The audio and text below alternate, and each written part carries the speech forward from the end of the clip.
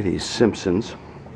Guy says it won't turn on. I mean, the GI lights come on, but nothing else comes on. So I'm just checking fuses on the power supply board, and I find one dead right where my circuit breaker now is. And no, I'm not going to put another fuse in, but I've got my circuit breaker in. Let's see what happens. You can hear it, and it blows immediately. So it blew immediately. You know, the lights come on, but obviously the score displays don't, and we have no 5-volt indication over here, so there's obviously a power supply problem. So let's investigate this and see what's causing that. Number one suspect is this bridge whenever the fuse blows immediately. So I got my meter set to diode function. Flip it over here, and we're going to test the bridge. Remember, in the orientation you got 3 vertical and 1 offset lug. The offset is positive, opposite of that is negative, and then the 2 remaining are AC. So let's test this thing using a meter.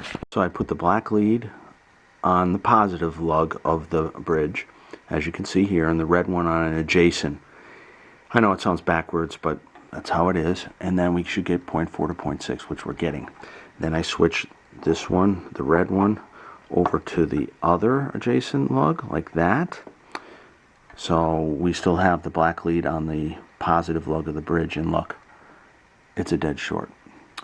So that means that internally, this bridge, this guy here, which is actually just a set of 4 diodes in a metal case filled with epoxy, one of them is shorted, and that will always cause an input fuse to blow. So let's replace this, and then hopefully it should fix the problem. Now the other thing I'm going to do is this little cap right here that I got my middle finger on. I'm going to replace him too, because that's just something you need to do on these. It's so close to this heat sink that it gets baked, and if this goes open or leaks, it'll bring the whole 5-volt power supply down too. So it's just a good idea. I got the thing out, might as well replace that. It's like a 10-cent part. To get the bridge out, it's best to just cut the lead, and then you can kind of heat up one and bend it out, and then heat up the other one and bend it out and kind of wiggle it out.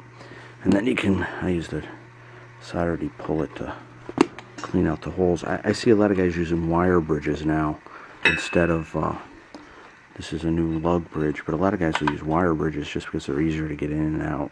That's a good alternative. New bridge in, new cap in. Notice this thing somebody had repaired. It had burnt before, and they had put a couple new male pins over here. We'll check the females. Always do the pressure test on the fuse clips, push them down, make sure they don't Y out. This all seems good, so I think we're ready to put this back in and test it. Okay, power supply back in. I checked the male or the female pins on this connector, so I had replaced those when they did the prior repair. So, new fuse right here. Let's turn it on and see if it smokes. And it didn't. That's a good sign. Memory error. Open coin door. Means. And she should come up the Simpsons. And look at that. She's alive.